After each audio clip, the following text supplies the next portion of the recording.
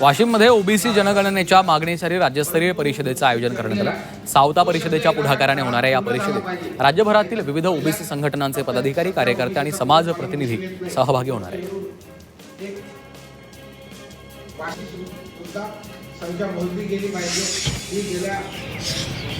गुन्हेगारी रोखण्यासाठी Malegaon police action मोडवर आलेले आहेत। पोलिसांनी व्हॉट्सअप नंबरवर नागरिकांना तक्रार करण्याचं आवाहन केलं, तर माहिती देणाऱ्यांची ओळख आणि नंबर हा गोपनीय राहणार असल्याचं पोलिसांनी म्हटलं।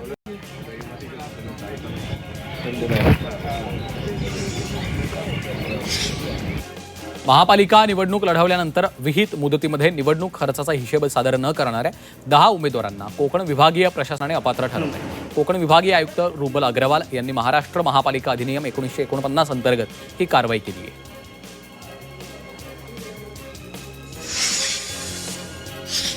टिळक पुलाच्या पुनर्बांधणीचं काम करण्यासाठी ऑगस्टपासून रेल्वेचा ब्लॉक घेण्यात येणार आहे। पश्चिम आणि मध्य रेल्वे अशा दोन्ही मार्गावर विशिष्ट दिवसांचे ब्लॉक घेऊन रुळाच्या वरच्या भागातील काम करण्यात येणार आहे। त्यामुळे टिळक पुलाचं काम पूर्ण होईपर्यंत लोकल सेवेचं वेळापत्रक कोलमडणार आहे।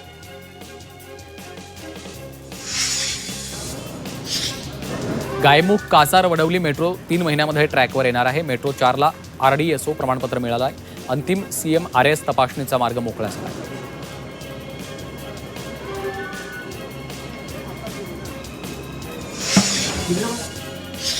धाराशिव जिल्ह्यात छत्रपती शिवाजी महाराजांच्या शिवराज्याभिषेक सोहळ्यावरून वातावरण तापण्याची चिन्ह आहेत। राज्याभिषेक परवानगीवरून मराठा क्रांती मोर्चाचा जिल्हाधिकाऱ्यांवर हल्लाबोल करण्यात आला।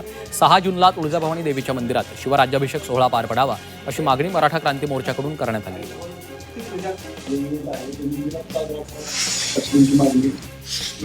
फलटणच्या श्रीराम सहकारी साखर कारखान्याकडे ऊस वाहतूक करणाऱ्या ट्रॅक्टर मालकांचे सुमारे 16 कोटी थकीत असल्याचा आरोप करण्यात आला। वारंवार मागणी करूनही कारखाना प्रशासनाकडून दखल घेतली जात नाहीये, त्यामुळे वाहतूकदारांमध्ये तीव्र नाराजी आहे। दरम्यान थकीत पैसे न मिळाल्यास वाहतूकदार संघटनेने आंदोलनाचा इशारा दिला आहे।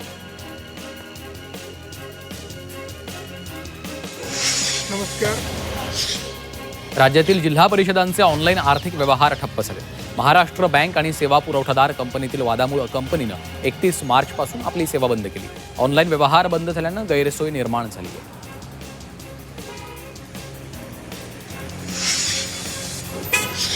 अहिल्यानगर शहरातील मुख्य चौकात असे सौर ऊर्जेवरील हाय मॅक्स बसवले होते। सौर ऊर्जेवरील हाय मॅक्स लाईट वादळामुळे पडून अपघात होण्याची भीती आहे। सौर ऊर्जेवरील हाय मॅक्स लाईट वर्दळीच्या चौकातच असल्यानं खाली पडल्यास दुर्घटना होण्याची शक्यता आहे।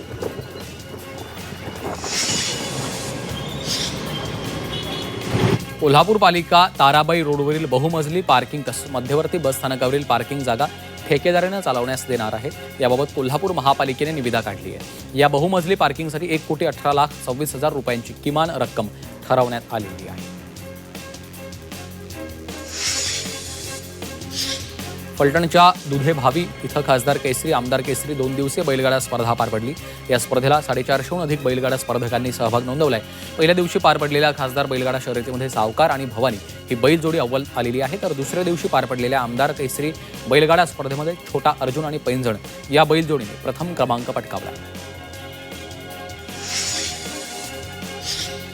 किल्ले रायगडावर 6 जून रोजी होणाऱ्या शिवराज्याभिषेकाची जोरदार तयारी सुरू आहे। पावसाची शक्यता लक्षात घेऊन मुख्य कार्यक्रम असणाऱ्या राज्य दरबारात भव्य मंडप उभारण्यात आला। पर्यटक शिवप्रेमींच्या सुविधेसाठी होळीचा माळ, बाजारपेठ या ठिकाणी देखील छोटे मंडप उभारण्यात आलेले आहेत।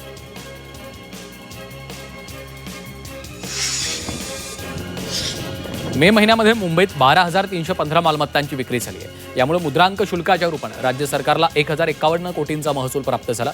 ही विक्री गेल्या 14 वर्षातील विक्रमी ठरली आहे, तर गेल्या वर्षीच्या मे महिन्याच्या तुलनेत मालमत्ता नोंदणीमध्ये 7% वाढ नोंदवण्यात आली आहे।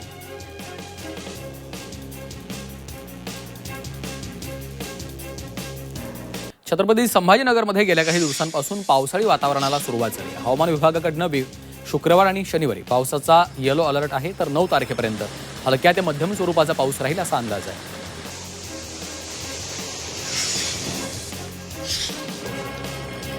महागाईचा दर 5% अधिक राहण्याची शक्यता आहे। कमी पावसामुळे शेती उत्पादन घटण्याची भीती व्यक्त केली जाते।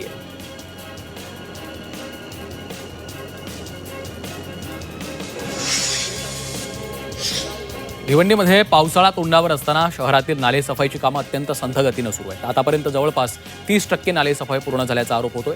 या संदर्भात सभापती वैभव भोईर यांनी या संबंधित भागातील नालेसफाई कामाची प्रत्यक्ष पाहणी करून प्रशासन आणि ठेकेदाराला जाब विचारलाय.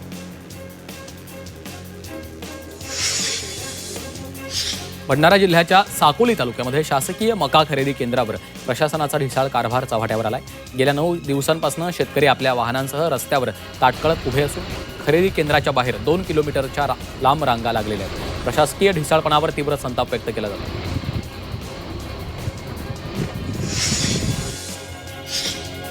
विदर्भात उन्हाचा तडाखा वाढलेला असून अनेक जिल्ह्यात पिण्याच्या पाण्याची अडचण निर्माण झाली आहे. गोसेखुर्द धरण प्रकल्पाला पाण्याची मागणी केली होती. या आधारे आज प्रकल्पातून 40 क्युसेक पाणी पुरवठा सुरू करण्यात आला. या पाण्याच्या माध्यमातून गडचिरोली जिल्ह्याची तहान भागणार आहे.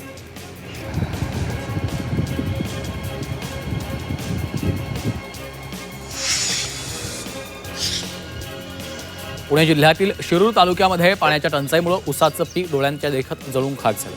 पाण्याअभावी पिकं करपून गेली. त्यामुळे बळीराजा पुरता अहवाल दिला झाला.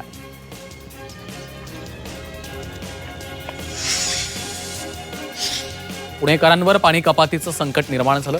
1 दिवसांच्या आड पाणी पुरवठा करण्याचा प्रस्ताव मांडण्यात आलेला आहे. यंदा पावसाचं प्रमाण कमी होण्याचा अंदाजही वर्तवला आहे.